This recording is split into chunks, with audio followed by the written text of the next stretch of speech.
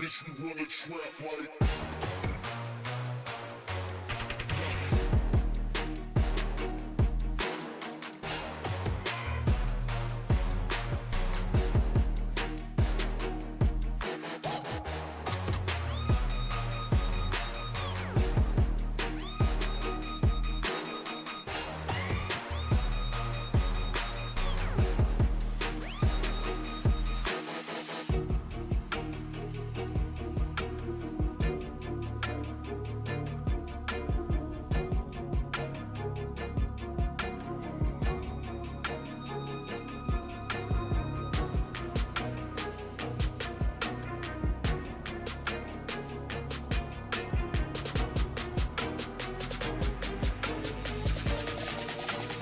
bitch, you wanna trap like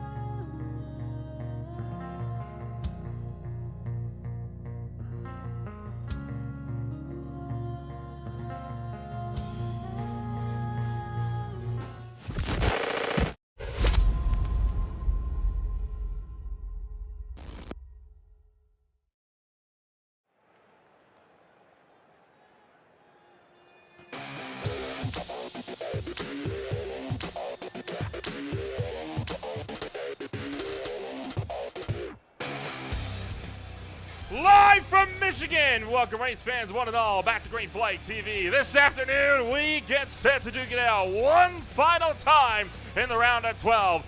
4 drivers will be leaving here with nothing in the pockets while the next day move on to the next round of competition. My name is Ola Rempel alongside Josh Baird. We are bringing you all of racing action for the High Tide Racing League MF Racing Designs Cup Series. Josh, it's Michigan, a track that I think is a favorite among both of our lists, high up there into the top 5s on the oval categories. But this one is special. It's the legacy layout, and that's going to throw up a whole other set of challenges for this field tonight. I love the legacy layout of Michigan. I'm not quite sure if there's any physical differences on the track, but definitely has that traditional mile-and-a-half look to it, and this is where these cars begin to thrive. I mean, you just look at the competition tonight and the times these guys were putting down for qualification. You got, let's see, all the way out to 16th that has times in the 39 bracket, so it's going to be really tight between all these guys and being able to keep it a nice, clean, and tight race around the field. We take a look at the point standings entering race in action this afternoon. Nick Nickerson and Benjamin Lacey effectively secure into the round of 8. Everyone behind them, not so much. Hilbrands, Dees, Ping, Thorpe, Kilrow, and Marasco. all still in the danger zone. There's only 11 points that separate 7th from 3rd in the point stand, or 8th from 3rd in the point stand. Then Scott Shire sits just 2 points out. Kevin Foster only 6 points out. Michael Ashmore a little bit further down. He is 16 out. Mathematically still possible, but it could be a bit of an uphill battle. Jason Greenwell effectively done and dusted for the championship. It is going to be effectively winner takes all this afternoon. I think that's going to be key. I think the other thing that's going to be key too is he's got a couple guys out here that can be a little more aggressive, and sometimes they ended up costing them races, and you cannot afford that kind of mistake tonight.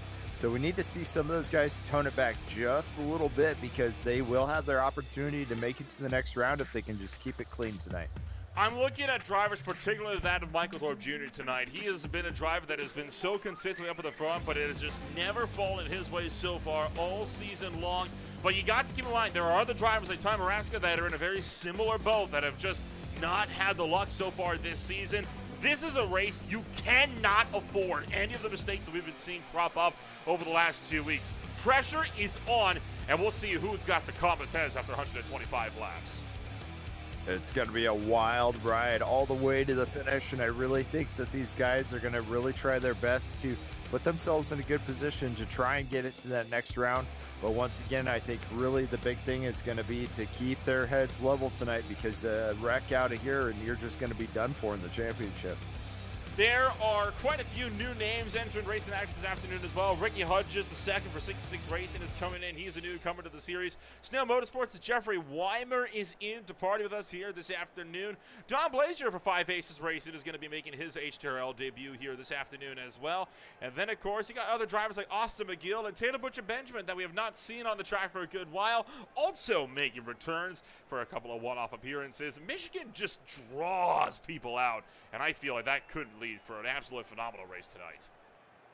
Well, the cool thing about Michigan is the banking works out well for these cars, and the other thing is too is it's a pretty wide track, and so multi-groove racing wide track makes it for quote-unquote easier time around the track. We know with these Gen 4 cars that it's been nothing but easy, so we're going to see some guys struggling tonight. I know, especially during practice out of turn number 2, they were getting a little loose if they apply that throttle too hard. So they'll still have to mind their P's and Q's. It's not going to be a float away race for those guys, but I think it's going to draw a lot more attention for them because it is one of the nicer tracks on the schedule. With all that said and done, we will get the chance here to take a rundown of what your starting grid is going to look like for the next 125 laps or so. 250 miles about to kick off from the Michigan International Speedway. So let's take a look at that starting grid. This time by coming at you up here just shy of the Great Lakes. Tony Hilbrand starts this race on the pole with Matt Schlosser for Interstellar SRV down in the number 2 spot to cap off the front row. Hometown hero Scott Shire is bringing it up in 3rd with Brian Dees for MFRD in 4th. Benjamin Lacey, your defending champion, is in 5th with Michael Thorpe Jr. for GJ Esports in 6th. Dustin Ping's Ping Precision Racing number 7 is going to be down in that 7th position with Don Blazier making his HTRL debut for 5 Aces Racing in 8th. Kevin Foster, the Texas native, is down in 10th. David Leakey will be down for Zero Foxtrot Motorsports, rounding out the top 10. Yeah, we got a couple guys here tonight that I see that are supposed to be higher up in the championship, or they have to be higher up in this race if they want to be in the championship. So you have Taylor Butcher Benjamin in 11th, Connor Gibson in 12th, Jaime Rasco all the way back in 13th, Sean Williams in 14th, Dalton Kilrow not having a great qualifying session in 15th. Jason Greenwell 16th. Jeffrey Weimer in 17th. And Carter Phillips in 18th. So with all that said and done, moving down to the rest of the field, of course, you'll have the likes of Austin McGill for Team Whatchamacallit Motorsports. Then Ricky Hodges brings it up in 20th place, making his debut as well. Steve Ulrich out of Ohio is at 21st. Michael Ashmore is down in 22nd to close out the field. So that is it then. All drivers are just about gridded up and ready to go. Just waiting now on Connor Gibson. And we'll get this show on the road. One driver critically that I'm keeping an eye out for that is not present this afternoon, your points leader, Nick Nickerson. Remember, there is no win and you're in this afternoon. And that is going to mean that for a lot of this field, there is still one more chance that the driver that has been in control all season long could find himself down and out in the round of 12. Here's your playoff situation. Entering the race in action here this afternoon. There you see Nick Nickerson 31 points, but with a total of 43 on offer for first place, that's a surmountable gap. He could lose out a championship here tonight. Yeah, it's unfortunate that some real-life obligations got in the way of Nick, so we'll have to see if that's going to end up hurting his chances in this championship so far, because every race he has been in, he's been dominant this season and deserved to really have a chance to fight for the championship, but unfortunately, real-life obligations really play a role in these sim racing events, so we'll have to see if he can hold on to that throughout the night tonight. We'll see how everything's going to pan on out here as the field works down the back straightaway. In control, it's going to be Tony Hilbrands in that Mopar number 92. Been a little bit since we've seen that car start on pole, but he's got himself with a good chance to get that whole shot and take off this afternoon. But Matt Schlosser, a driver that's been pretty quick this season, his zone right starts was outside. What do you think? Got any favors to win this race tonight here? Ooh, that's going to be a tough one. I'll have to see as things get going. I'd like to see one of these guys a little lower in the championship, try and get those banger points right there before the break and the cutoff and make the cutoff. So my guess is going to be one of those guys that are sitting right on the bubble. I hope that they get a really good shot tonight and find their way into the playoff spots. We're happy that you're joining us here for more racing action on a Monday night. The field works its way into the restart zone. Green flag's out. It's go, go, go for the final race in the round of 12.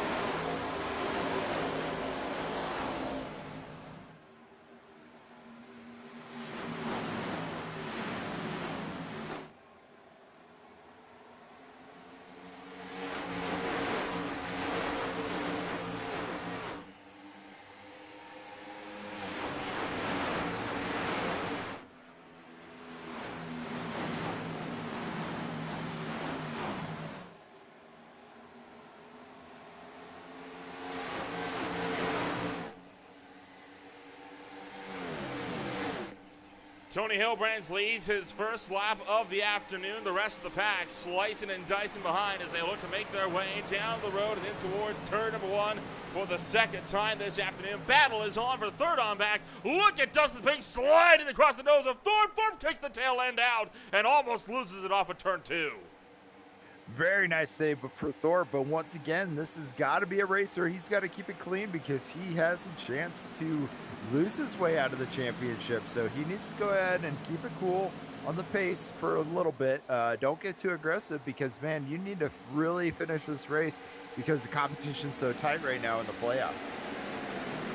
Absolutely no room for mistakes. You've got to keep yourself in an absolutely intense drive all throughout the course of this race. Focus at maximum all throughout the afternoon. Got the fight on for about that third spot up the road. Looking for 3 wide behind. Tawny Gibson down low. Sean Williams in the middle. And that was David Leakey up on top. That was just able to pull clear. So double file still all throughout the midfield, while the rest of the pack, especially the top 2, absolutely on a tear down in the turn numbers 3 and 4. They are hightailed out of the way with this field. Yeah, Sean Williams getting a good run on the low side, coming out of 4, sliding up the track just a little bit, but able to maintain his position on the track as he begins to track down Kevin Foster. Further in the background as well, you got Jason Greenwell, Ty Marasco, Dalton Kilrow, all drivers that are right around that bubble spot trying to battle it out. 4 positions on the racetrack right now. Greenwell slides across the nose of Marasco. Further up the road, you've got the likes of the 8, you got the 8 and 9, all duking it out with one another, and there is nothing between these drivers as they try to get themselves sorted ASAP. But these are not grudge matches that are going to be settled in a lap or 2. Leakey, the sandwich in the middle right here, 3 wide coming out of turn number 4, and he's going to go ahead and keep his position there. It looked like we got a guy backing off just a little further back to break up that 3 wide action, but he is not giving up any positions easily. Leakey looking to really track down these guys and try and put some good positions on for his race tonight. Connor Gibson going the long way around turn 2. He's going to try to pick off Kevin Foster, so Connor Gibson puts himself up into the top 10 for the first time all day long. The top 2 still run nose to tail. Max Schlosser and Tony Hilbrands have been absolutely running away from this field. They sit 1.6 seconds clear of the pack. We got one up into the wall. Connor Gibson got himself to the top 10, and he immediately finds himself shuffled all the way back to 17. Connor Gibson getting in the wall, and then struggled with the loose car, really fighting that wheel to keep it straight. He was able to pull that off, was able to keep it straight on the track, but unfortunately for him, that's going to cost him a lot of positions in this early running of the race. We'll have to see if he can make those positions up throughout the race. He has been known to fight his way back towards the front. Tracked out with a bit too much speed down in the turn number 3. There you see Austin McGill running some very different colors, where you see running some of the Amsoil colors on that number 99, but this time around, throwing just some good old Talladega Nights paint schemes over here. Got that Cougar on the front, and he is absolutely on the charge. He has just pulled around the outside of David Leakey, and now looking to clear down to turn 1. If he can get that spot done, that could be good for him this race, trying to see if he can pick off U.S. Army number 84. Twitches out of turn number 2. He's got him, though, down the backstretch. Great job by Leakey to get that epic run out of the corner, to give him the momentum to get in front of his opponent. But now we have Dustin Peng looking to the outside of Benjamin Lacey. These guys both fighting for championship points as they're trying to make that final 8 cutoff here, and they're going side by side down the front stretch. Side by side down the front stretch and in towards turn number 1. Able to get the move done, so Dustin Peng drives around the outside of Benjamin Lacey. He has got that spot secured as Peng one step closer to the top step. Right now, Max Schlosser, the only thing that's disrupting an all-playoff driver top 6. Going through turns 3 and 4 here, and at Michigan, this is one of those unique tracks where the front tryout was really rounded, and you can actually get a lot of momentum. You see a lot of guys dipping down here on the trioval, get low there, but you see Scott Shire riding that wall on that front trioval. That's actually a very good line for these guys to take around this track to try and get the max amount of time. Some of those other triovals that you go to, you have to get down there if you want to maintain that position, but here you can really work all angles of that front trioval. Way it stands right now in the overall championship standings, I believe Nick Vickerson will be finding himself bumped down right to about 5th or 6th place as it stands. Still looking to do some of the math, and we'll look to get a proper full mathematical breakdown of how everything looks around the 30 lap mark of this race. That'll be a little bit after the first one. Pit stops anticipated to be every 19 to 24 laps. One thing that was noted on was there has been an extra set of tires given to the field tonight. There was some big concerns over whether or not tires would last. After it was determined about half the field maybe suffered with tire blowouts if they had to double stint, the decision was made to give them an extra one. Oh boy, Connor Gibson sliding it out on the back straightaway and nearly going around. More struggles for Connor Gibson tonight, and I don't think that's going to help him out at all if he wants to try and maintain his position in the championship. Oh, just got tight coming out of that corner there. Whoa, big save by Connor Gibson down the backstretch. Yeah, that could have been a nasty ride for Gibson. He was lucky enough to save that car. Dustin Peng is still trying to keep Benjamin Lacey behind him in this battle for the number 4 spot. Lacey, remember, pretty much secured in his bid into the round of 8. No need to worry for him. Meanwhile, Max Schlosser trying to look for the lead to the inside of Hilbrands down to turn 3. Schlosser looking down to the inside of Hilbrands. Hilbrands, getting down to his right rear quarter panel. Did not create too much contact, though. They're both going to survive, but I think that's going to get Schlosser enough momentum to break away from Hilbrands. Hilbrands is going to tuck him behind. We'll have to see if he wants to be out in the lead once again, or if he's going to slide in and try and save some fuel. There's less than 10 laps before that pit window opens up. Whoa! Hilbrands sideways through turns 1 and 2. He's going to hang on. Scott Shire, though, really looking to close the gap. Remember, these drivers were out by 1.6 seconds after just a handful of laps. And look at how the field has started to reel them in. This is about to become about a 7-horse battle for the race lead. Scott Shire doing a very methodical job to catch up to the leaders, and now on the outside of Hillbrand's going down the front stretch here. He looks like he has the momentum that it's going to take to get that pass executed, and Lacey's going to dip in behind Shire to try and go ahead and get that pass executed as well. So maybe some struggle from Hillbrand's as he's beginning to lose positions at a semi-rapid pace. Yeah, those tires look like they are not helping him at all. Whoa, that confirms it right there as he steps that out with a big tank slapper off of turn 2. Put now Justin Ping and Michael Thorpe Jr. up and in towards 4th and 5th place. That was a hairy ride. Hillbrand's dropping back well outside of the top 5 in just a handful of laps. It's now Ping and Thorpe battling it out up on the racetrack. Unfortunate for Hillbrand's to get the car and having these kind of struggles this early on. He's still got at least 5 more laps before he's able to open up that pin window and come down and get fresh rubber. So he's going to have a handful of car to deal with for the next 5 or so laps. If he could just back it off just a little bit. Remember, he's high enough in the positions or the points right now that if he can just keep it clean, he'll be on his way to the next round.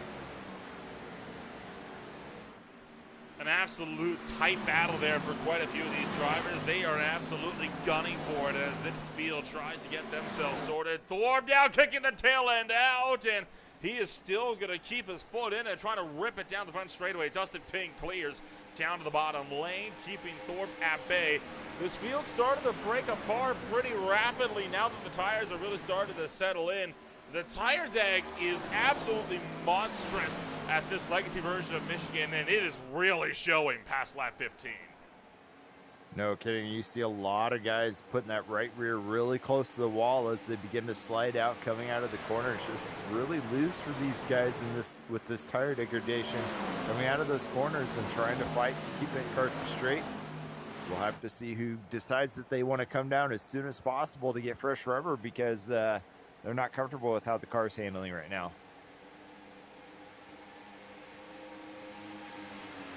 Oh, we got one down and spinning. That's Connor Gibson into the infield grass. He'll get himself back up onto the racetrack, but a big moment there for Connor Gibson. No caution. We will keep it green. Take a look at what happened to the number 31. Hit the wall again in 3 and 4. This time, though, lost it fully way downside and, tanked the inside barrier. I would not be surprised if he's struggling with steering damage right now. That was a huge moment coming out of the corner, and that was almost exactly what we've been seeing from other guys right now is coming out of the corner, it gets a little loose, and then you go to overcorrect it or not, and it wants to slide to the inside wall there. Other people have been struggling with the same problem, but have been able to correct it. And Connor Gibson, the first victim of what they are experiencing right now with these cars.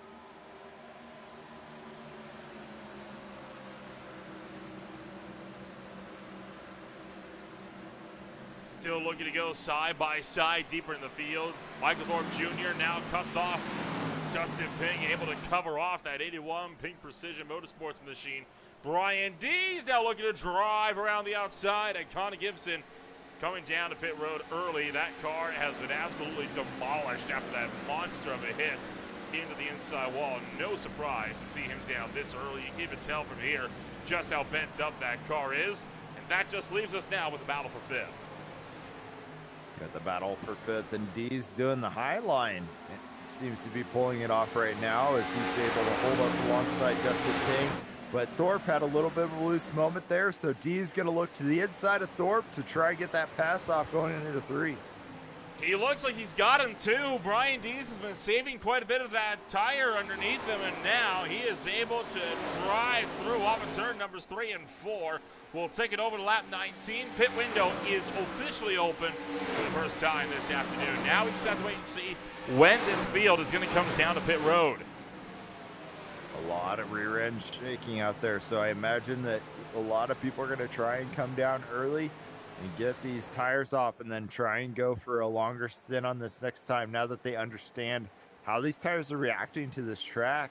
And it would be a great time to choose to do that right now. But the problem you're going to have too is with everybody struggling with these super loose conditions, you could get yourself in trouble on the track if you're stuck in the pits under caution. So do you want to take the risk of coming down early and then there being a yellow that could trap you a lap down, or do you want to try and stay out and hope that a yellow flag comes out, and that way you can try to go for the overcut as well? Nobody coming in on lap 19. Scott Shire still out in front of Benjamin Lacey. We are officially just shy of we're going to be 105 laps to go at the line. Still a very long way to go. This race is nowhere near over yet. It's not, and I think we're going to see some of these guys settling down just a bit on this next stint, because they found out if you push this car too hard, you're going to be fighting the car for the rest of the stint. So maybe we'll see some guys go ahead and be a little more conservative, try and stretch that run out. So far, no takers, which means the race engineers are telling them to stick with the overcut strategy. We got one taker in the back, Michael Ashmore, making his way down the pit road. So he will drop outside of the top 20 now. So he is the first one to come down to the pits. He will be on the freshest tires. I'm expecting him to jump a spot or two by the time all the pit stops cycle through. Ping looking for the inside of Brian D. He's going to decide against it. Opts not to go for that move. Meanwhile, Thorpe still maintains his strong run up in that number 4 spot. And still no takers from the top runners. I think a lot of the folks that might be trying these extra strategy calls could be those ones that are further down to the field with not a whole lot left to lose. Yeah, we're going to see some guys come down here, especially the younger guys that are out here just learning this car. Probably try and take advantage of the fresh tires a little earlier on, because as it's getting going, people are getting loose, just like we saw there with Brian Dees having to dip down to the inside. Not sure if he reacted to Thorpe getting loose coming out of the corner, or if he had a loose moment himself, but these guys have a lot of experience at this point, turning hundreds of laps in this car, so they know how to handle it. And if they get into conditions, another little loose spot for Dees coming out of that corner, but at this point in the season, these guys really know how to handle these cars, and so they're confident in when they can take that time to pit. So we'll have to see who's the first take of this leader group here to get fresh rubber. Shire continues to lead the way. Defending champion Benjamin Lacey, a driver that has been known to play the long game in these races, is right up his back bumper now. You can see Lacey trying to look to maybe find a way around. I think at this point an undercut would be a more viable strategy. Still no takers coming down the pit road out of the top groups, and we are now side by side for the race lead at Michigan. Yeah, I would be curious to hear what some of these engineers are sitting here talking about right now. Maybe they're thinking, could there be an overtime, and do I need to try and stretch this fuel run just in case there is, because people are going to get more aggressive. Whoa, Shire, whoa, Slosher, even getting really loose coming out of that corner. Able to save it, dipped down below the white line, just barely there, but got back on the track without losing any positions. Austin McGill also wicked loose down the back straightaway, as just in front of him, Dalton Coe and Sean Williams exchange blows. How about Dustin Ping and Tony Hillbrands? Ping trying to make a move, and Ping coming to pit road. So the Conrad Group Insurance number 81 Dodge is down and into the pits. He is the first taker from our big playoff drivers that are in a pit road. He's going to take Jason Grebo in with him. And in comes rookie Don Blazier as well in the background. Yeah, with how sketchy these cars are beginning to look, I just imagine people are going to start taking advantage of the fact that people are getting ready to pit here. So I think within the next lap or two, we're going to start seeing guys dip down into pit road just to get off these sketchy tires. About 100 laps to go, dead even on the docket as this pack works its way down the field and in towards turn number 4. Here come the leaders, the top 3 all down into the pit road. Their top 2 really kicking the tail end out as they try to attack the pit speed cone. And just like that, pretty much your entire playoff field is in. Very great job by these guys entering in pit road. I didn't really see any issues like we've seen so far in the past. We talk about that, how it's really hard to slow these cars up getting into pit road, but this transition in Michigan is probably the smoothest. Thorpe lost it on the entry. He's going to have to readjust. That is one of those devastating mistakes that he cannot afford if he wants to hang on to the top 8. just as I was saying that everybody was doing a brilliant job in the pit lane, Thorpe has a little bit of an issue, extends well past his pit box. That's going to cost him at least 10 seconds in that pit lane there. He's going to drop like a rock. Now he's going to have to hope for a caution to get himself back in running, because that guy's fast tonight. And I really think if he can keep it straight, he'll get his way back up there over time. But a caution would surely help him at this point. Kilroy's into pit road. Benjamin Lacey is out of turn 2 and rocketing down to the turn number 3. So we're about to see this field get itself back sorted into the natural rhythm of things. And are we really surprised that Benjamin Lacey is out by a pretty decent margin? I'm certainly not. I'm definitely not either. This guy is a pro at executing pit in, pit out procedures. And I think that's really why we're talking about him sitting at the top of the standings. He always seems to find a way to make that extra time count and be up at the front when it counts. So great job by Benjamin Lacey to once again have another flawless execution of a green flag pit stop.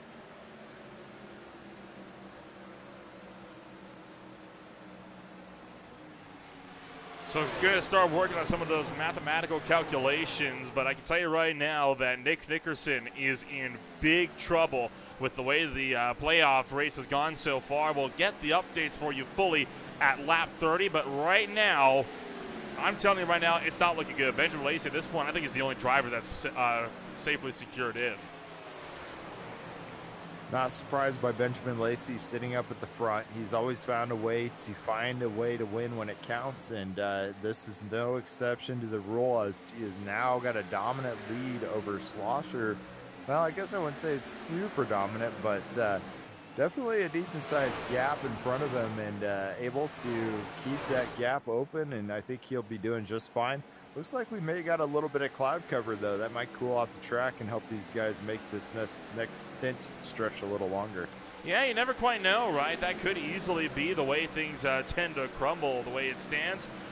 Right now, a huge chunk of this field is going to be on a pretty good tear, and I am really eager to see how all of this is going to pan on out. You see Dalton Kilroy still towards the tail end of the field. He was a driver that was definitely on playoff watch this afternoon. He runs in 10th, right in the mid-pack. The battle we're watching on screen, the battle for 4th between playoff drivers Brian Dees and Dustin Ping. Brian Dees and Dustin Ping side by side all night tonight, and so far, once again, they're closing in. Dustin Ping right on that rearview mirror of Brian Dees. I don't know if he's going to have enough momentum, but it looks like he got Hilbrands has got a lot of momentum carrying his way right up behind Dustin Ping as well. So I think Hilbrand's is going to go ahead and look to the inside of Dustin Ping through 1.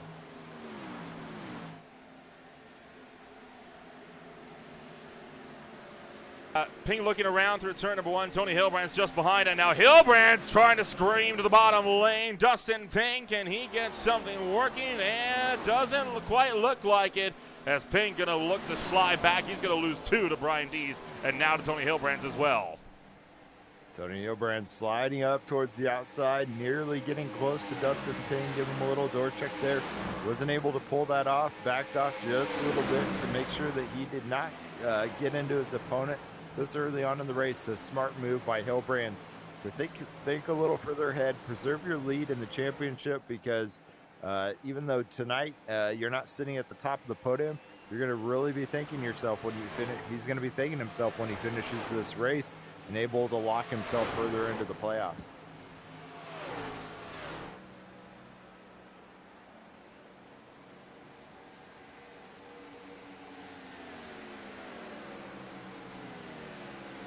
Hilbrand's to the inside once again. Brian Dees, it looks like he's also getting nice and tight alongside Hilbrand's. They're racing really close right now. Hilbrand's diving deep down into the corner in 1 and 2.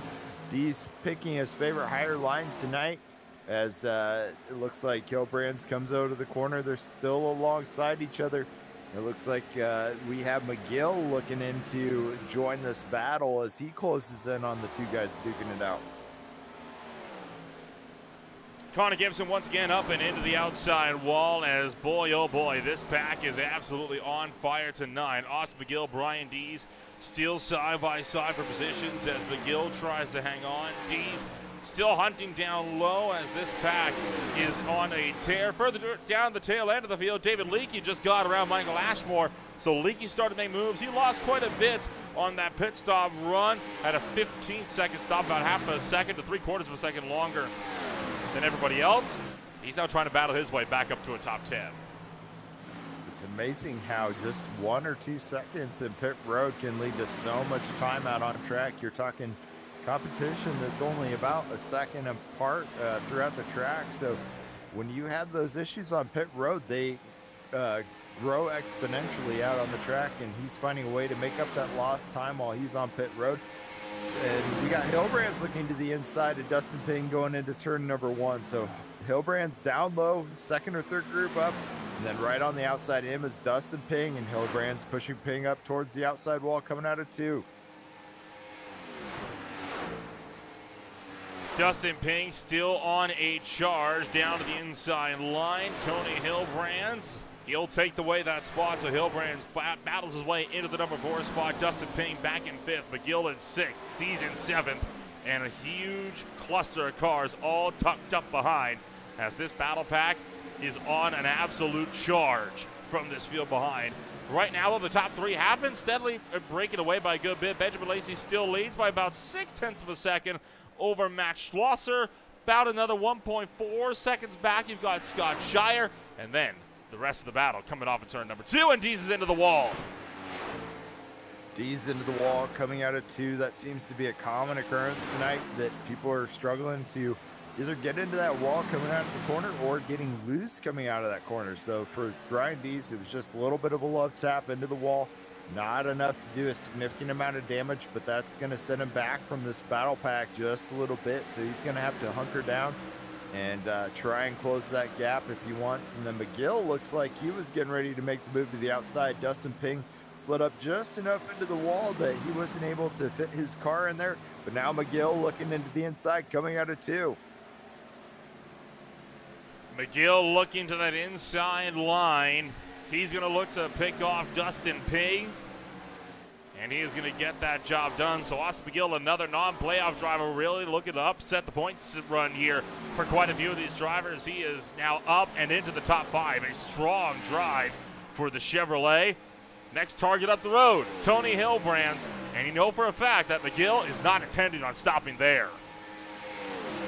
McGill is definitely going to try and close this gap with him and Tony Hillbrands. Hillbrands was able to find a nice little gap after, breaking off from this pack. And while McGill and Ping were fighting that out, that gave him that nice lead that he was able to build. And now he's got some clean air to work with here. I think he's going to be focused on trying to keep those tires a little more preserved on this run, because last run he really wore him out trying to keep himself up in the top 3. So doing some very rough math calculations here. Now, when I say rough, I do mean these are rough. These are like trying to update equations lap by lap on a sheet of paper with a manual calculator. I don't have the majority of the playoff field. I have some updated news, though, for Nick Nickerson. The way it stands right now, he's not making the top 8. He's out by 3. That's really unfortunate for Nickerson that the real-life obligation got in the way of his ability to lock himself in the top 8. But the race isn't over yet, so don't count him out just yet. But I can only imagine that not showing up for a race is going to be detrimental for your ability to lock yourself in the top 8. And these guys are not going to make it easy either. They're obviously going to try and do everything in their power on the track tonight to get out there and make sure that they make the top 8.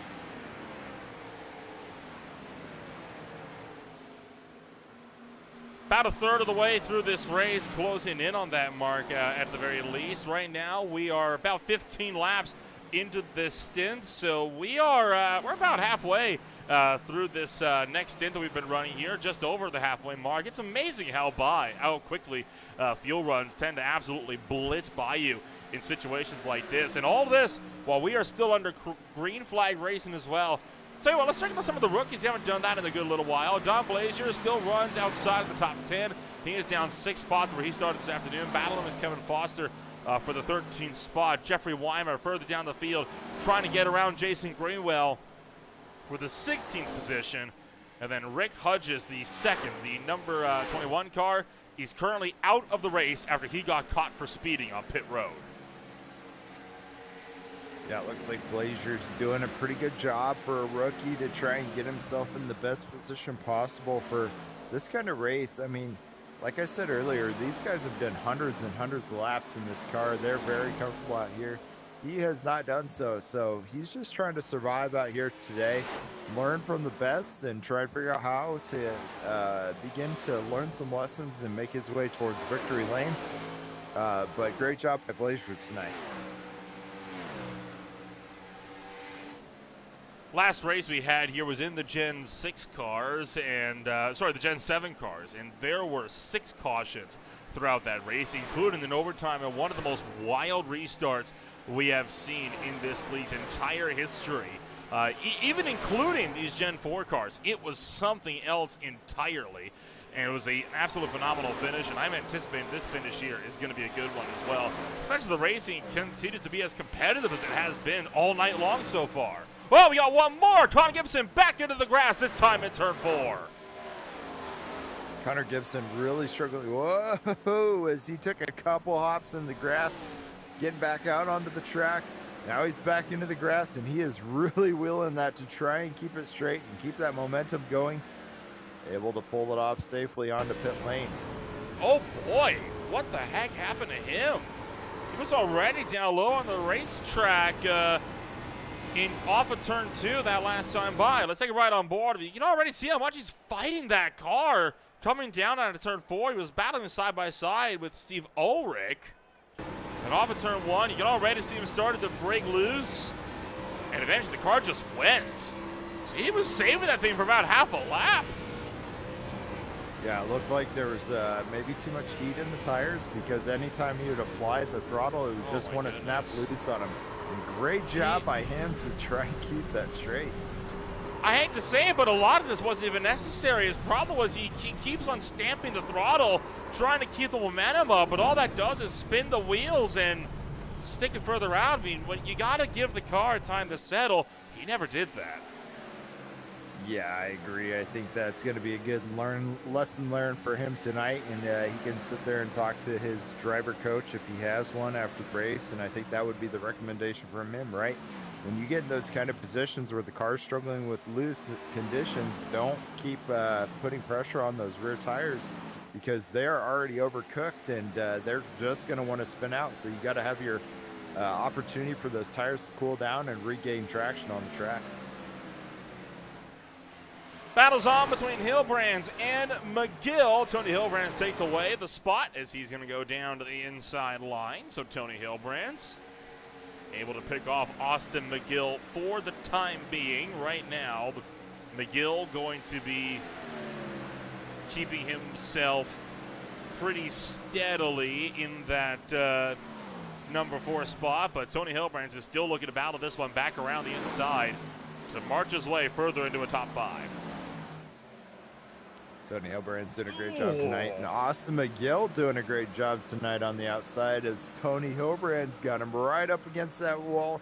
No contact. They were able to pull that off, and McGill takes the firm lead over Hilbrands going into turn number 3.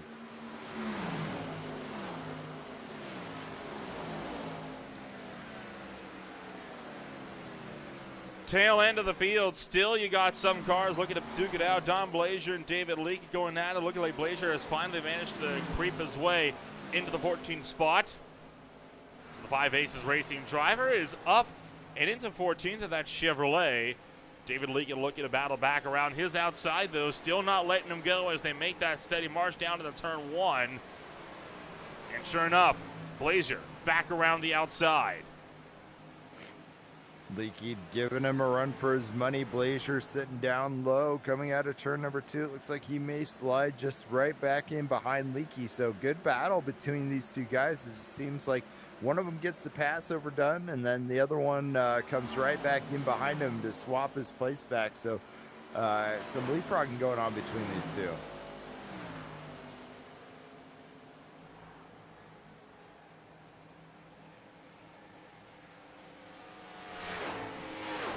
Checking back in again on Tony Hilbrands. These are really the two big battles, right? You got that 114, and then you got Hilbrands struggling to maintain his run within the top 5. But right now, Brian Dees is doing a good job on keeping himself up there as well. Michael Ashmore has been down in pit road for quite some time. He has been struggling to keep that car in as it is, and he, I think, has just made another pit stop down into the lane. So Ashmore backed out onto the racetrack. He is pitted pretty early for his second stop. He is no doubt hoping that maybe some fresh tires could help him out in the short run at least. Yeah, Ashmore seems to be the guy that always pulls the trigger first when it comes to these tire stints, and I think once again he's done his 20 laps of due diligence and now went down to take on his next set of tires. So we might see some more people falling in behind him as we continue to tick away laps here at lap 48 at Michigan.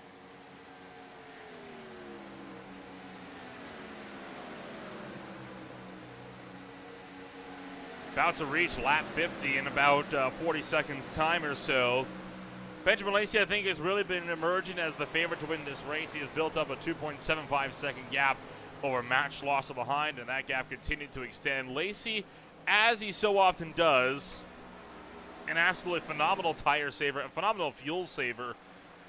And he's usually the one to make some of those bolder pit calls, and if the race goes green, they tend to pay off, and boy, has his calls been paying off for him so far this afternoon.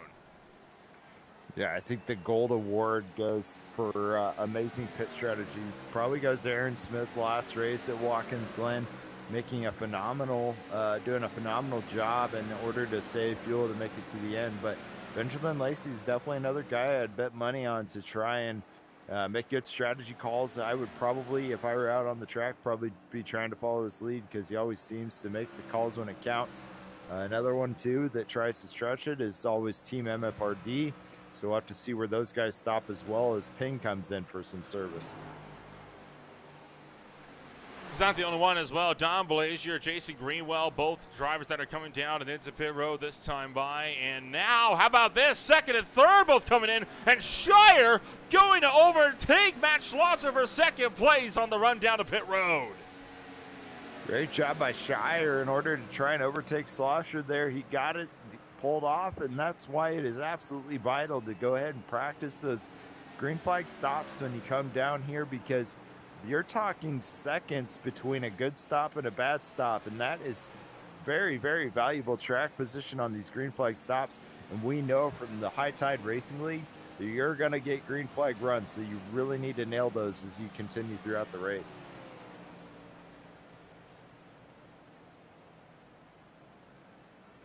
Benjamin Lacey, the overall race leader. The next one to come down to pit road this time by Schlosser, Hilbrands, Benjamin, Foster, Williams, Weimer, and more, all in the pit road. McGill and Dees are in this time by pit road. A busy, busy place right now. Yeah, pit road's a busy place, but we haven't seen any infractions so far. It's still got a couple cars to go before we get through this cycle, but great job by these guys tonight to be able to pull off these clean green flag stops for the most part. And I think one of the things is with Michigan is that transition banking from that front stretch down to pit lane is a little smoother than some of these other tracks, which make it a little bit easier to get down pit lane without having any infractions. But Lacey seems like he's kind of stuck in the pits right now. He may have been caught for speeding, you know. I mean, he did come in a little quick, and Lacey on an extremely extended pit stop call. This is devastating for Lacey. He won't be getting the win tonight off of this, surely, but the good news is it shouldn't impact him too bad in the overall playoff picture. Yeah, I think if he goes ahead and just finishes well tonight, finishing, pretty much at all will net him a pretty decent spot. But yeah, that was a very long pit stop. At this point, it's going to put him at least a lap down, probably multiple laps down. And then it seemed like Kilrow was in there for a little while, but he's back out on the track as we got one of our last guys pitting with Ty Marasco heading into the pits. And how about that? That's going to put Scott Shire up and in towards the race lead as well. So this is a great run here for Shire as he can come home now and try to see if he can cruise away to a win. But I don't think Matt Schloss is going to let him take that one easily if he has anything to say about it.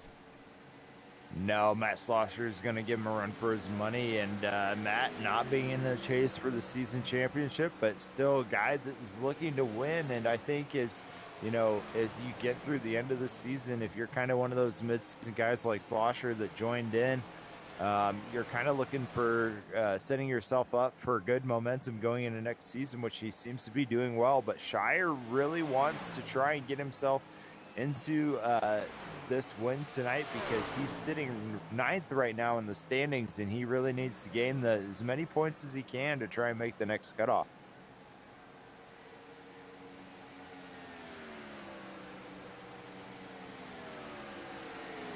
So right now, I think this actually would put Scott Shire up into the top 8. Again, we'll have to look at some of how these unofficial point standings shake out up. We are still working to see if maybe get something whipped up for you guys.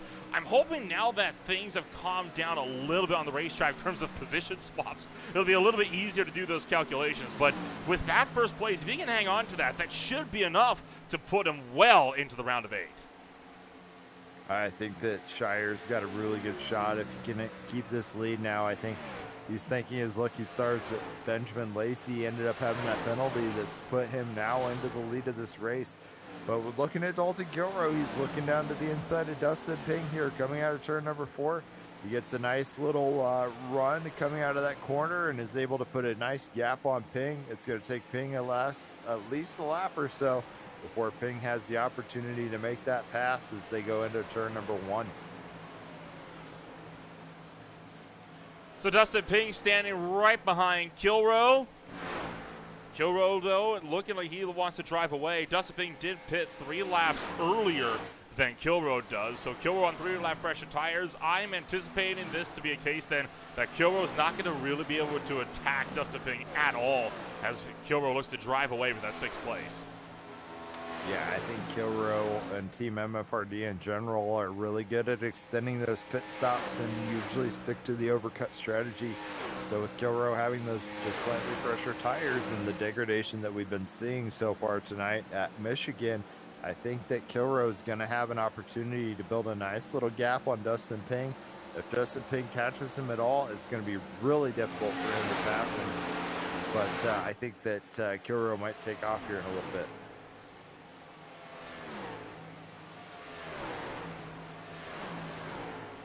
One driver that I have been tracking, Michael Thorpe Jr., he has battled his way up into the top 10 pretty quietly all race long, but he has been on a very slow march, recovering from that earlier mistake that dropped him all the way down to 17th, remember, on the first pit stop run. And with Benjamin Lacey now being almost a lap down, this has been an absolute godsend for Thorpe with that mistake. That has critically put him into the top 10 by a decent margin. He's in a bit of no man's land. Now the question is 9th place going to be enough for him to hang on to a top 8? He was already 6th place and only a couple points up entering the cut line tonight.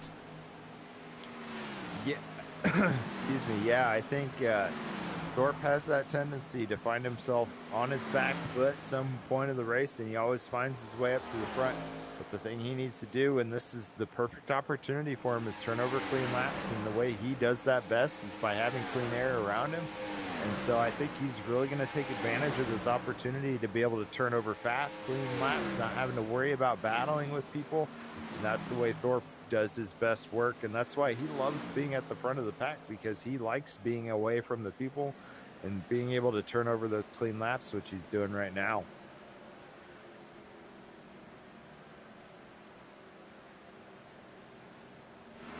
So overall, the racing action looking like it's set to continue on in fine fashion here this afternoon from a very beautiful Michigan International Speedway.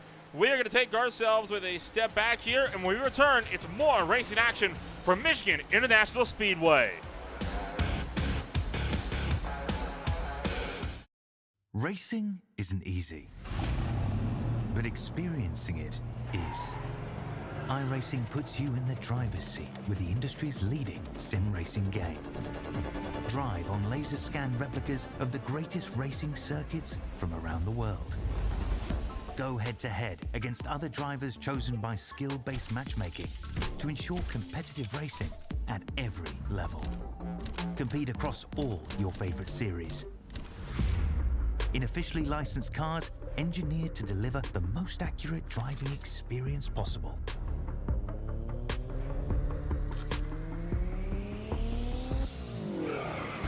Join a race or host your own with players from across the globe. Race against the computer or in a league with friends. Feel the thrill behind the wheel. Visit iRacing.com.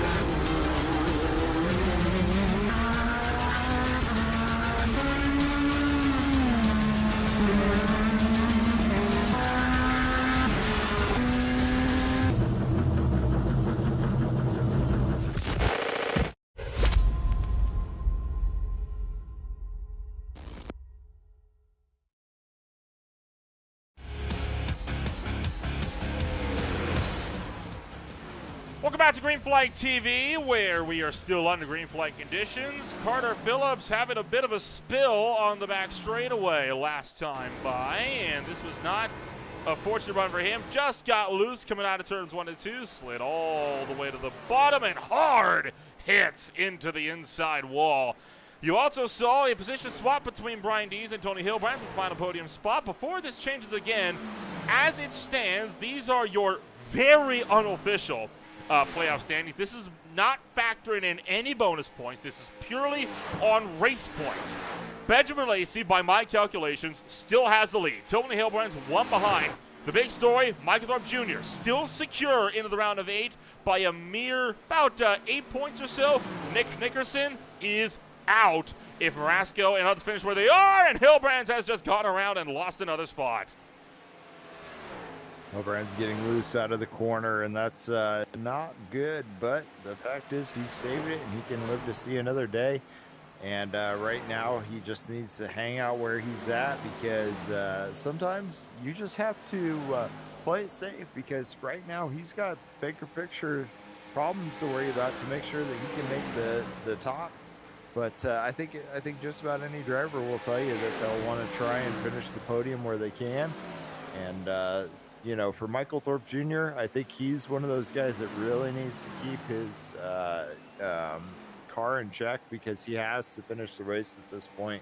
The guys below him are going to be a little bit further back, and he does have the speed to maintain this position for the rest of the race.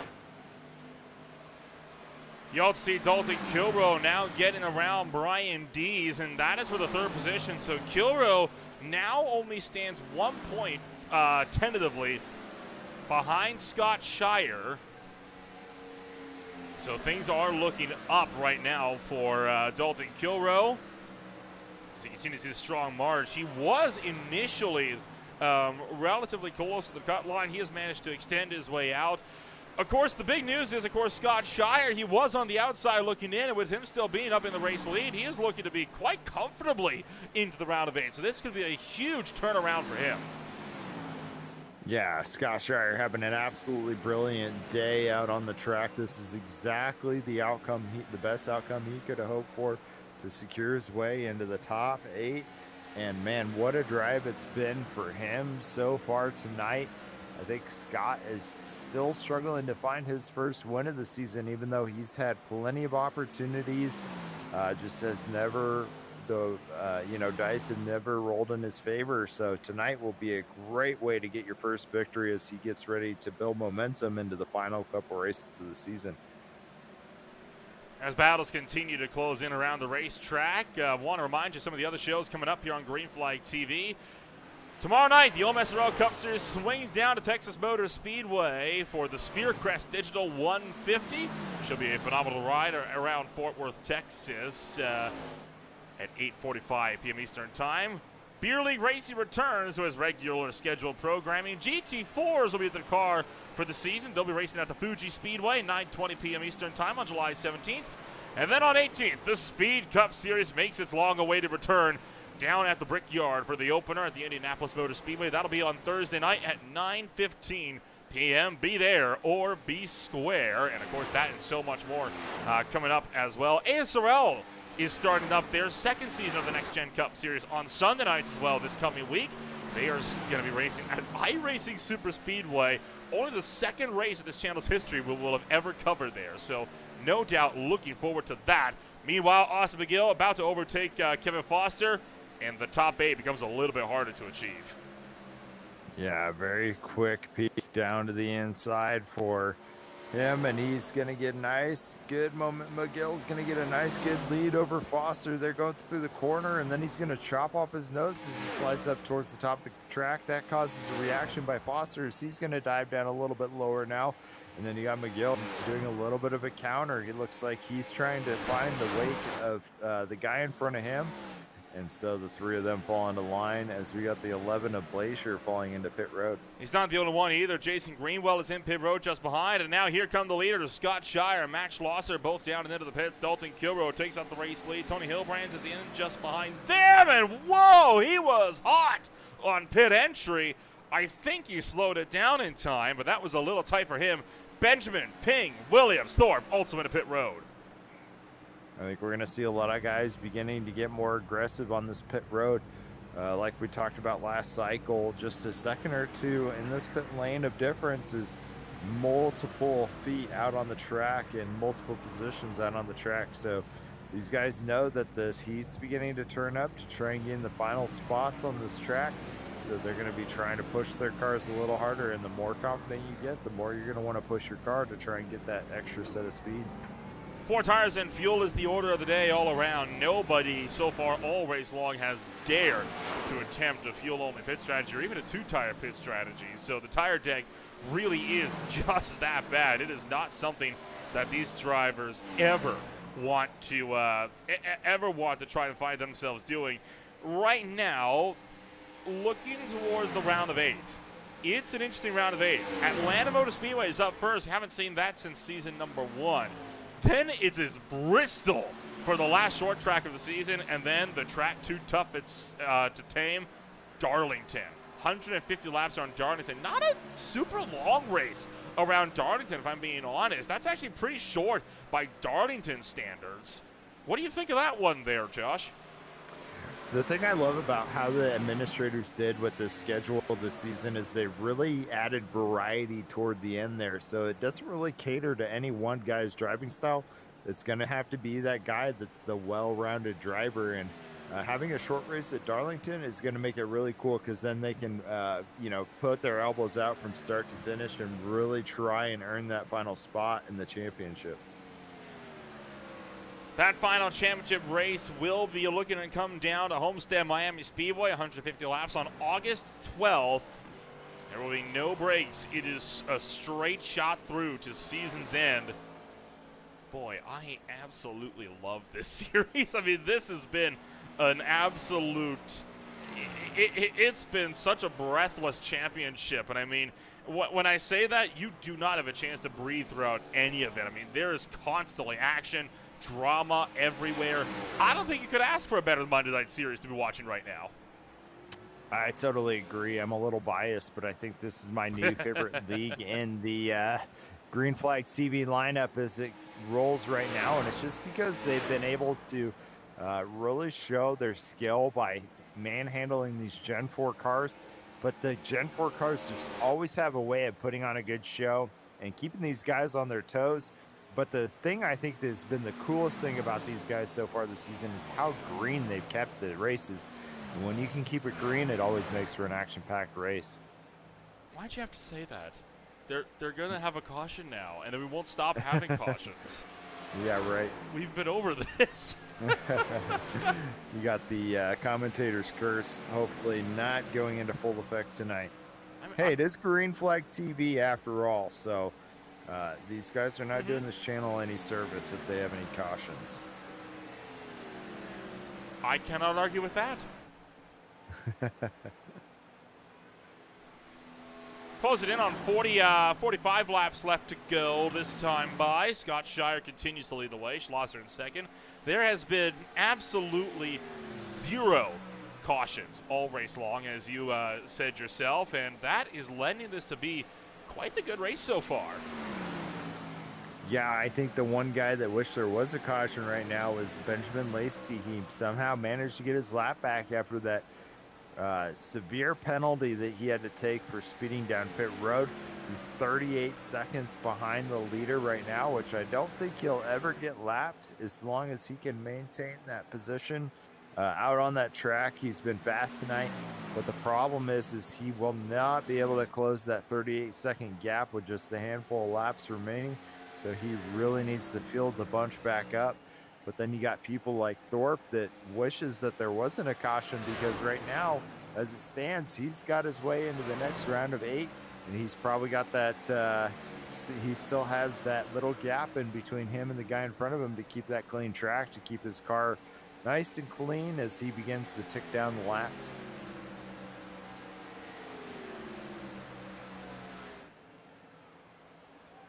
So once again, all of this currently tentative, but after the latest round of pit stops, championship is starting to look a little bit something like this. Tony Hilbrands has started to build up a gap a little bit more back to Brian Dees for the number 2 spot.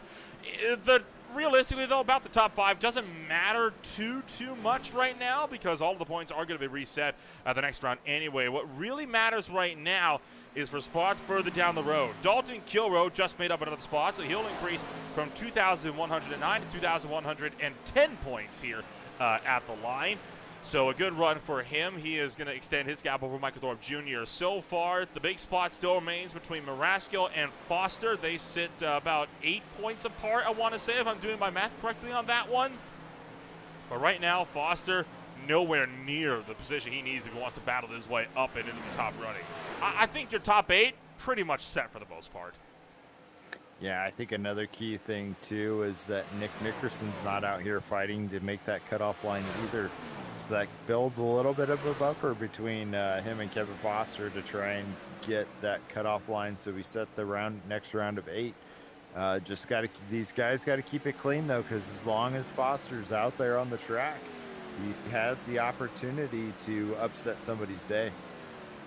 Well, I mean, if Nickerson was here, he would no doubt be well into the points lead by now, and we'd be seeing a fierce fight between Thorpe and Marasco for the last playoff spot, and Thorpe would still be in, but only by 3, as opposed to being up by 8 and technically by 11 that he is right now. So that is, I think, an interesting thing to keep in mind as well, is the fact that had Nickerson been here, we would be looking at an entire different complexity to this race. Yeah, once again, I just am very disappointed that he wasn't able to make it due to real-life obligations, but that's how the cookie crumbles here in sim racing. So it's just going to have to be what the narrative is for this playoff championship so far, and he had a great season so far this year. Just dominant performances when he's able to show up. 13 races, and almost 50% of that was wins for him. The only other guy that even came close to that was Benjamin Lacey with 4 wins this season. And so it's too bad that a guy that was so dominant had the opportunity to make himself a name here in the championship is going to have to wait another year to get that opportunity to have a shot at the championship. 40 laps to go in this race. Race in action still looking to continue on as per the status quo. Good chunk of this field still having themselves a pretty solid run as things go so far, and not looking like there's going to be too many changes as racing action continues on at the Michigan International Speedway. We'll take another step back when we return. We'll be back for the remainder of today's race at Michigan.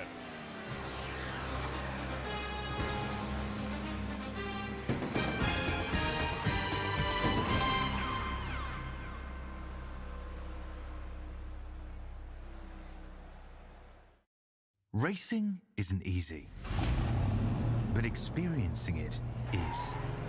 iRacing puts you in the driver's seat with the industry's leading sim racing game. Drive on laser scan replicas of the greatest racing circuits from around the world.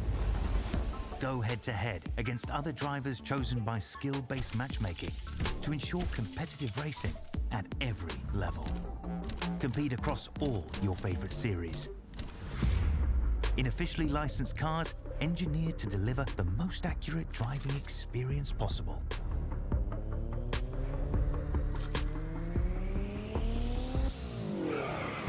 Join a race or host your own with players from across the globe. Race against the computer or in a league with friends. Feel the thrill behind the wheel. Visit iRacing.com.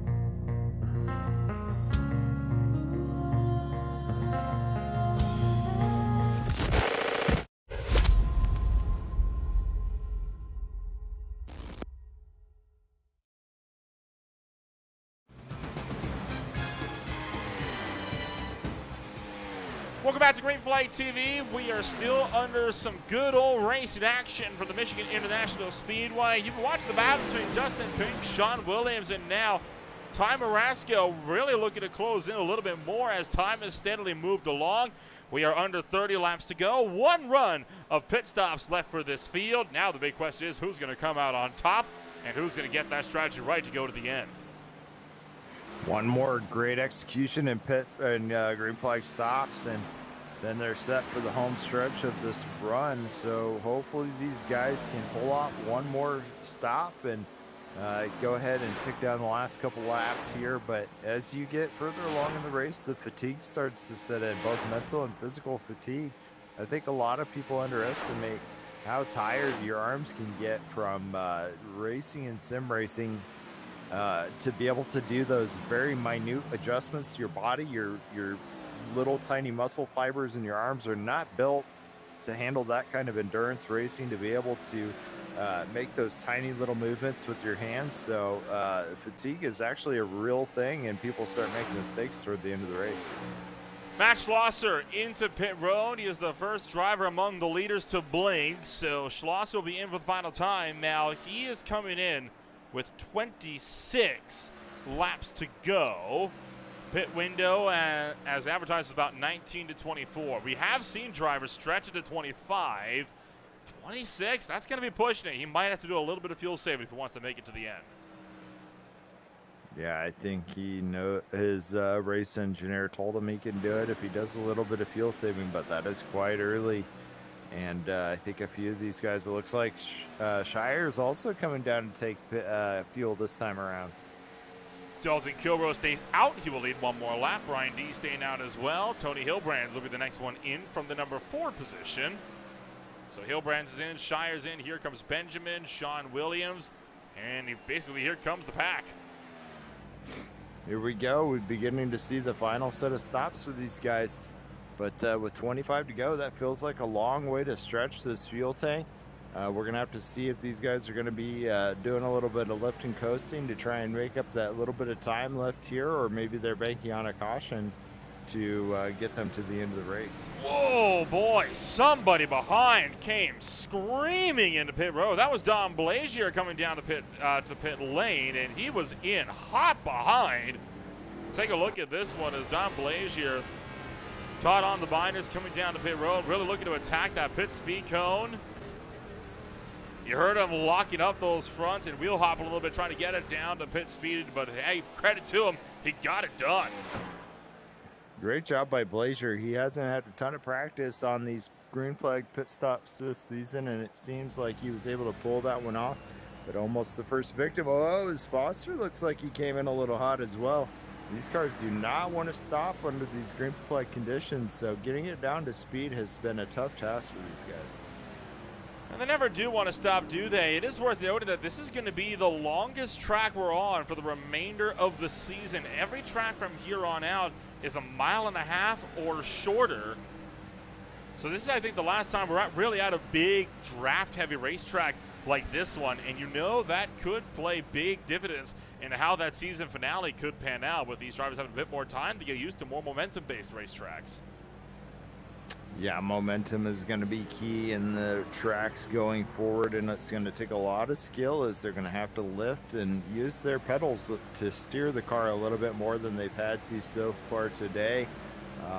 But we've seen these guys really execute and be able to pull off those really big maneuvers on those smaller tracks. So I think we're going to have some barn burners ahead of us.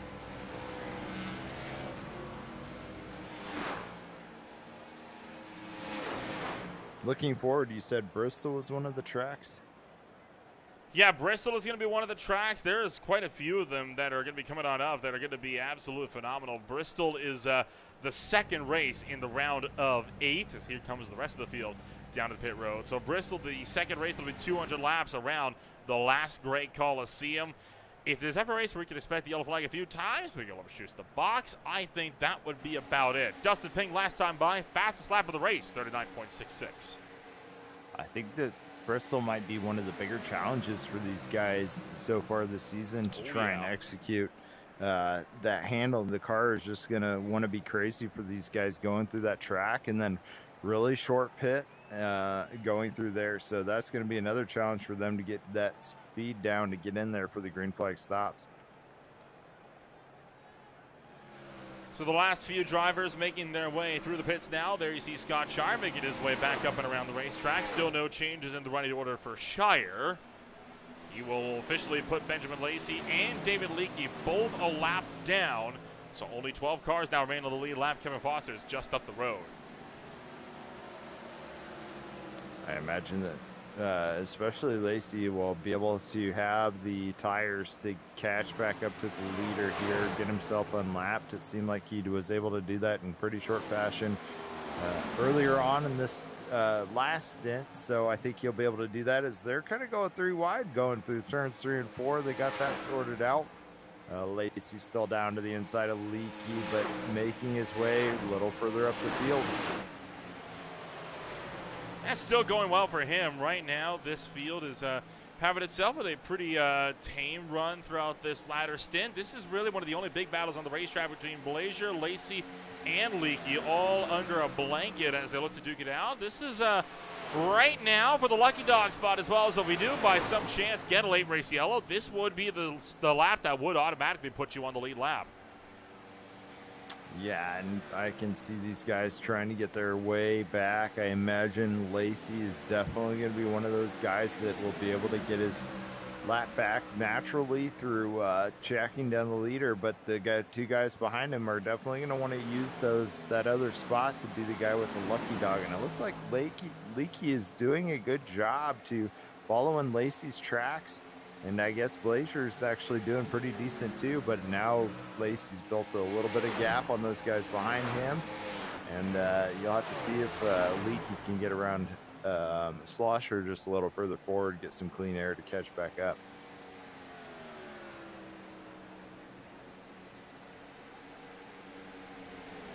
You see David Leakey being left in the dust, courtesy of Benjamin Lacey. And now, looking at other battles like that might be looking to close. How about Brian Dees steadily reeling into the gap on Sean Williams? Dees not done fighting yet for top 5 spots. He wants to get himself back into some good point scoring positions. I think that's a great idea for Dees to try and get himself a little further up, because even though the points reset, your position in the standings does not reset. So if you could start 5th or 6th in the standings, or in his case, I'd have to double check whatever position he's sitting in right now. But, you know, that's a great start to get into the next round, even though your points get reset.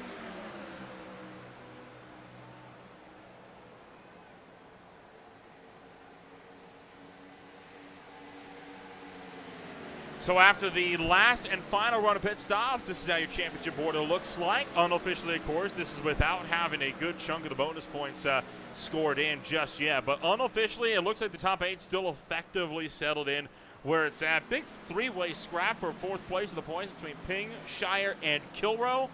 Although, again, not expected for that to affect anything. These points are going to be fully reset for the next round of the playoffs. So no need to worry too much about those drivers, where their positions are going to end up. All that matters for them is that Kevin Foster doesn't finish realistically on the podium, and it's not looking like that's going to be happening this afternoon. So your top 8 still looking effectively set and virtually unchanged. Yeah, at this point, I think these guys are focusing forward on trying to make that championship 4. So, like I was saying earlier, with the points reset, your position still stays the same. And if you can go off on the next round of championships with yourself even locked into the top 4, or you know, being in competition for the top 4, that's really going to set you up for a successful final run here. So these guys that are bouncing around that top 4 position are really trying to lock themselves in tonight. Dalton Kilroe still wants to go on the move. He is looking to battle his way into a podium as Kilroe looks to the inside of Hillbrands, and he will look to pick off the number 92 Mopar entry. The pole sitter going to be down and into 4th place now as Kilroe sweeps through to 3rd. This was, again, a little bit expected. Kilroe pitted 4 laps after Hillbrands did. Hillbrands way sideways off of turn 2 that last time by.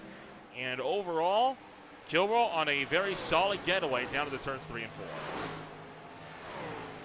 Killer having a nice run going through turns 3 and 4. Hillbrand sliding back just a little bit. I think he's struggling on his long run pace here, but at the same time, he's locked into the playoffs here. Oh, as we got somebody driving through the grass. And that is Jeffrey Weimer, one of the rookies having a moment coming down off of turn numbers 3 and 4. And off the turn number 4, there you see him scream into the infield.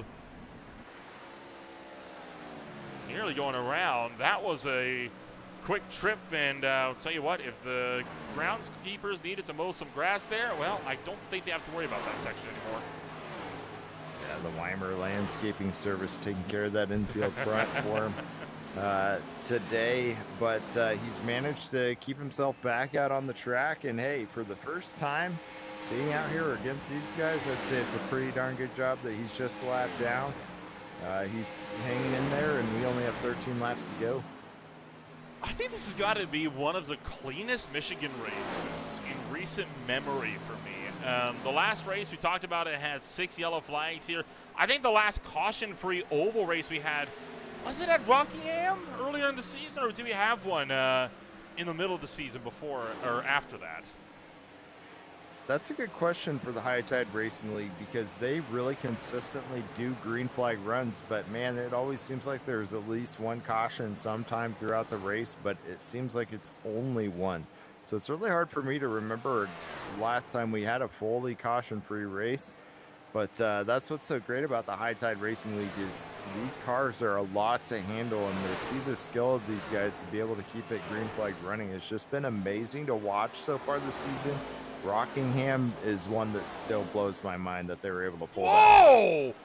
Whoa, boy, Thorpe with a huge tank slapper coming off the top of turn numbers 3 and 4. That was absolutely terrifying for the UNOH machine. We'll jump back and we'll have to do a little bit of sightseeing here as we try to track down Thorpe, but that was a very, very wild ride for him, coming off of turn numbers 3 and 1 and 2 to the back straightaway. We're going to look to ride on board of them here, coming down to the opening couple of corners. Watch this.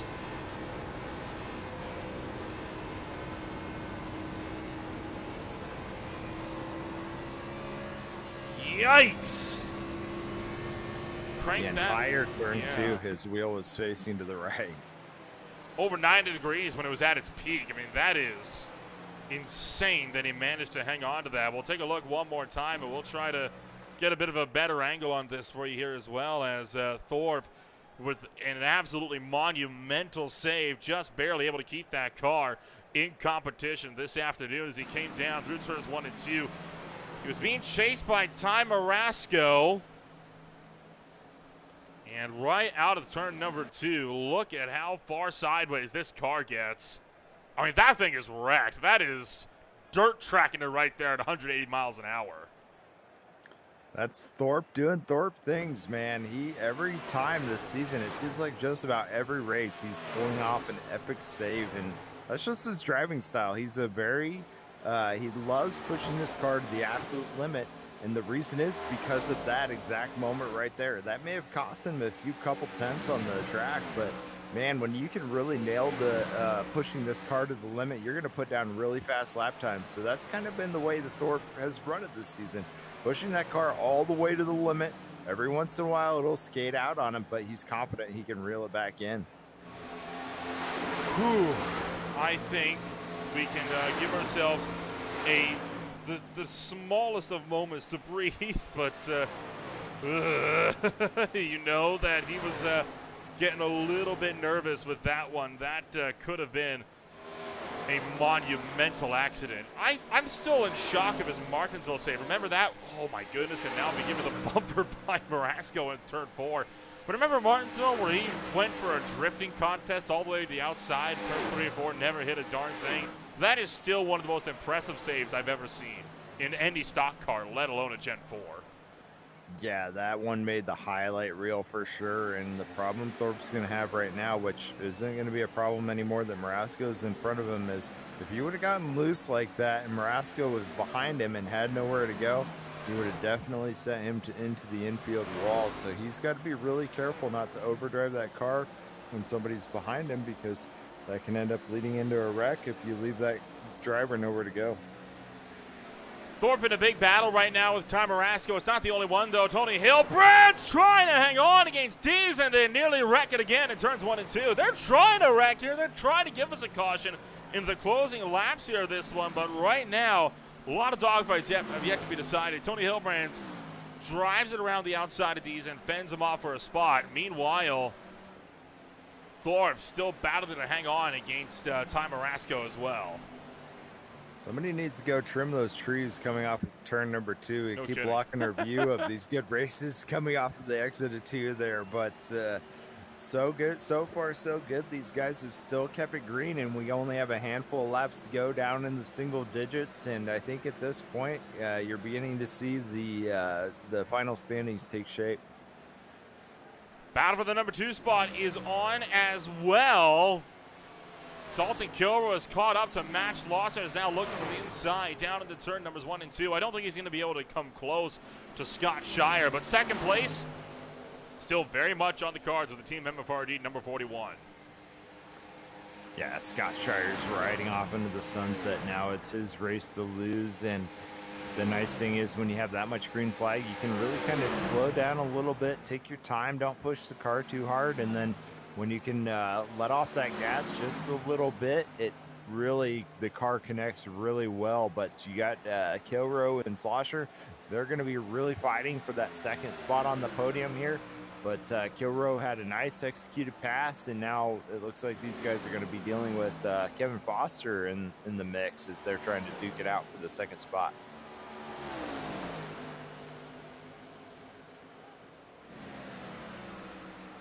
Dalton Kilroy already started to open up a gap over Schlosser. He's already extended it by about 0.4 of a second. A huge getaway there for Dalton Kilroy, as he is going to be looking to keep this one pretty secure as it stands. There you see Matt Schlosser a little ways behind, and then how about others like Thorpe, Marasco, and more just behind that are looking set to battle it out amongst themselves with only about 3.5 laps left to go. 3.5 laps left to go, and it looks like Thorpe is kind of gaining a little bit of a gap here on Marasco. I don't know if Marasco has much to answer for Thorpe other than just sitting there idly by, waiting to see if maybe Thorpe pushes it a little too hard coming out of the corner and lose some momentum. But if Thorpe can keep that wheel straight coming out of the corners, I think he'll have a pretty good chance in locking in the safe position. We have had at least one caution-free race on an oval track since Rockingham as well. The last one we had was actually at the Charlotte Motor Speedway a few weeks ago for the regular series season finale. So that race went green to checkered with 5 different leaders. Nickerson, true to form, won that race as well. Rocketing down to the turn numbers 3 and 4. 2 laps to go at the line. Scott Shire looking nigh unstoppable. I think another thing that's worth mentioning too is we remembered that these guys pitted a little earlier than what our peeps behind the scenes told us about what a green flag run would look like.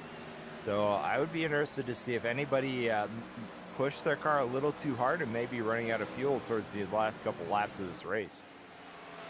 I would be a little bit surprised if we were seeing them with too much of a threat. I think the way they've been driving, they should, for the most part, be good. I'm not expecting to see any sort of dramas here in the closing stages. Scott Shire going to take the white flag. He is looking for this to be yet another solid race for him, and he is looking to put himself with a win on the boards as the driver of the number 4. Don't think anybody can catch him.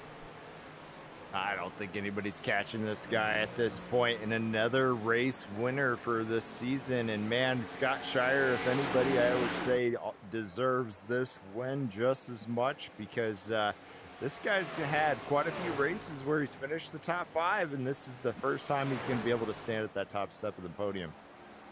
It's going to be a phenomenal drive for him. He's going to be able to come home, and he will take his first win in his High Tide Racing League career.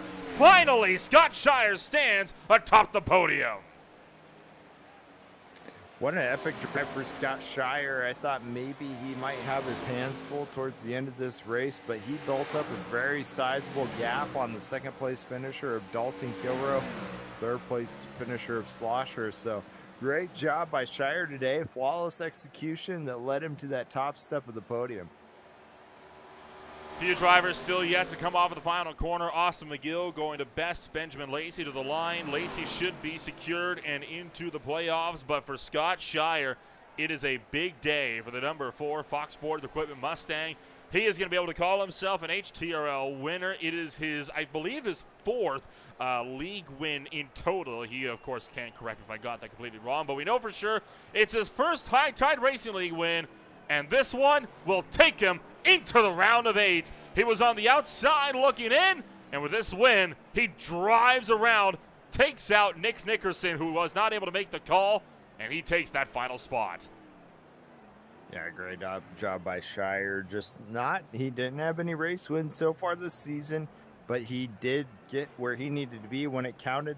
And now as we get ready to get into the next set of cutoffs here, this race win is going to be an epic way to propel him into the next round of cutoffs. So great job by Shire to be in the right place at the right time throughout the season. Even though he got his first win, he is now getting himself into the next round of the championship. We'll take a look down at your official post-race results here at the end of the night after a crazy race, as it so often is at Michigan International Speedway. Scott Shire able to come home with the race win, taking his first in his HTRL career. Dalton Kilrow picks up the number 2 spot with Max Schlosser down in 3rd. Brian Dees was 4th, Tony Hilbrand's 5th, Sean Williams 6th, Taylor Butcher Benjamin is 7th. Michael Thorpe Jr. recovers up to 8th after dropping down to 17th after a bad run through pit road on the first stint. Ty Marasco 9th. Dustin Pink rounds out the top 10. Austin McGill finishes 11th with Benjamin Lacey in 12th. David Leakey finished 13th with Don Blazier in 14th. 15th is Kevin Foster and 16th Jason Greenwell. 17th was Jeffrey Weimer, with 18th being Steve Ulrich, 19th Michael Ashmore, 20th Carter Phillips, 21st Connor Gibson, 22nd Ricky Hedges II. What a wild race we had here this afternoon. We'll look to get the official playoff field before the end of this race, but for now, we can at least give a chit-chat here to some of the folks that took home the checkered flag at the end of the night, and we'll look to do so right now. We'll see if we can't get in touch with Scott Shire and more here in this one after what was, again, an absolutely crazy race for us here on this beautiful Monday afternoon. Going to see if we can track down the Old School Racers driver, and we will be able to get in touch with him this time by Scott Shire. We talked to him twice already in the season, once in 2nd, once in 3rd. Now he can add a win to the resume. Scott, you take your first High Tide Racing League win, and this is a big one. You lock yourself into the round of 8 with this win. How does it feel? Oh man, I'm out of breath. I'm so trying to catch my breath. I'm just lost for words right now. It's been a long time since I won on here, so this feels really, really good. It's a huge win, a lot of points on the boards. You were on the outside looking in. When you realized that a race win was on the cards, how did that change your focus throughout the course of the afternoon? Oh, I put a lot of practice in this week. I practice every day this week. I put it all in there just so I can have the chance to win it, and I dominated a race and took it home. We look forward, obviously, to the round of 8. 3 races remain before we reset them again for Homestead. Atlanta, Bristol, Darlington. Each racetrack seemingly more difficult than the last. How are you going to be able to navigate those 3 races to try to get yourself into the Final 4? Well, the next 3 tracks are great. I'm actually pretty decent at all of them, so especially Darlington. I love Darlington, so I hope to do the same thing I did tonight. Well, fingers crossed we'll be able to see you in on this absolutely solid win this afternoon. We'll look to see how things are going to pan out for you next week in Georgia. Congratulations on taking your race win this afternoon. We'll see you in a week. Yep, thank you. Have a good one. Scott Shire comes home with a race win here on this afternoon, as we are going to be looking to take a run down to now Dalton Kilrow, the next driver who will be looking to give us a chit-chat here this afternoon. We'll see if we can't get in touch with the driver of the number 41 here this afternoon, and Dalton Kilrow will be standing by with Josh Baird. Dalton Kilrow, welcome to the second spot on the podium tonight. I know people love to want to get race wins, but I think this second spot really locked your chances into the playoffs. How do you feel about coming home at second place tonight? I'm just glad I get to talk to y'all and I didn't wreck out of a race for once. So, how y'all doing? It's been way too long. Hey, good green flag stops as well. So nothing to say bad about your race tonight. Looking forward to the championship. Yeah, you made it into the playoff cutoff, but this next one's going to be tough with the championship 4, with Atlanta, Bristol, and Darlington coming up for the next couple of races. How do you feel about your chances making it into the top 4? Those are 3 of my favorite racetracks. So, we're going to have some fun these next couple races. I love it. I imagine it's going to take a ton of practice, as the rest of these guys are also going to try and make it into the top 4.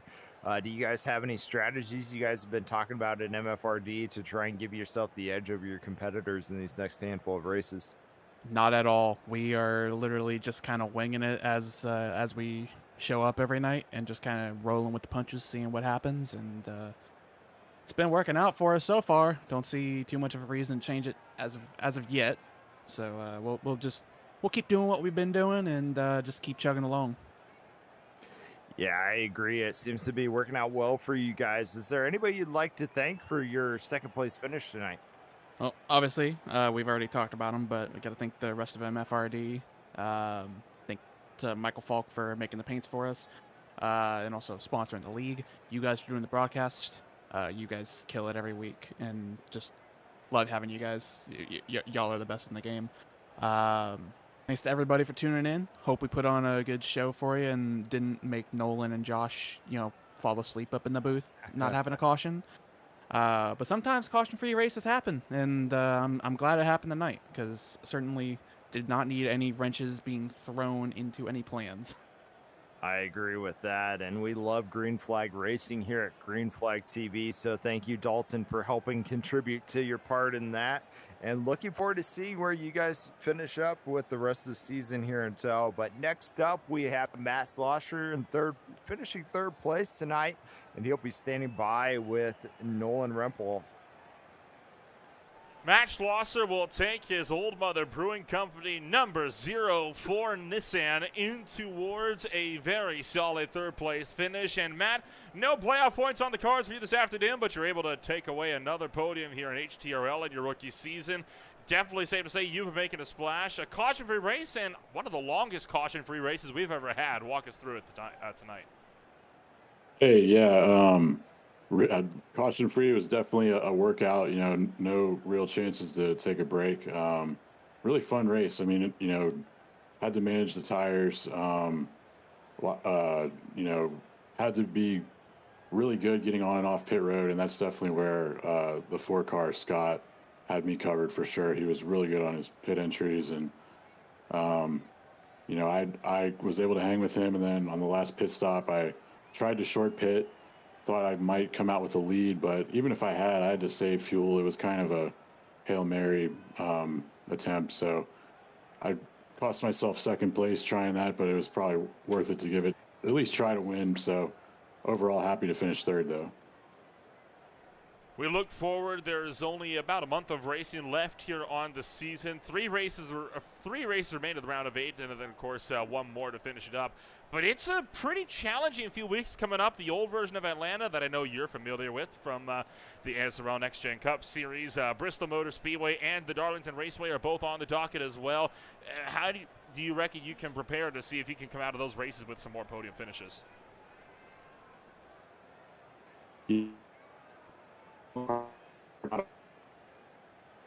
I believe we may have lost Matt. Do we have you?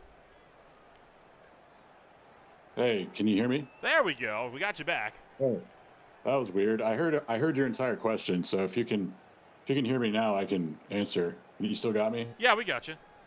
Yeah. So I was saying, I'm running part time, so I hope to maybe make it to a couple of those races, but definitely look like, Bristol especially looks like a lot of fun. These Gen 4 cars are crazy fast, and hopefully can make it out. If I can make it to some of those, I'd love to try to go for another podium or at least a solid finish. So that's definitely something to look forward to.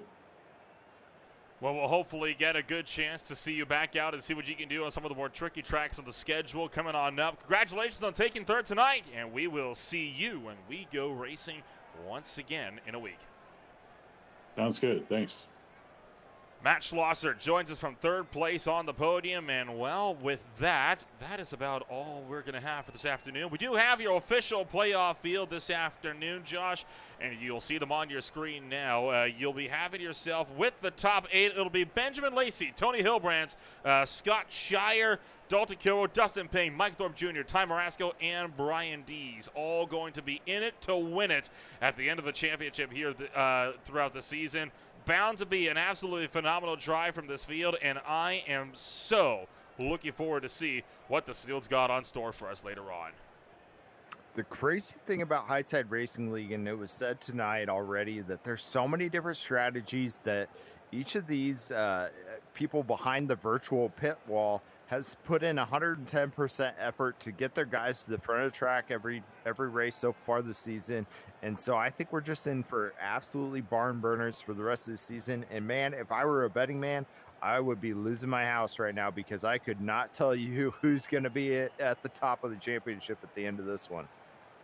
It is going to be a wild ride when we go racing 1 week from now at the old version of Atlanta Motor Speedway. Before we get to that, though, the OMSRL Cup Series will be swinging out to the Lone Star State. They'll race at Fort Worth, Texas, at the Texas Motor Speedway. The Beer League takes another swing back across the Pacific to the shores of Japan. They'll be duking it out at the Fuji Speedway for their preseason bout on July 17th.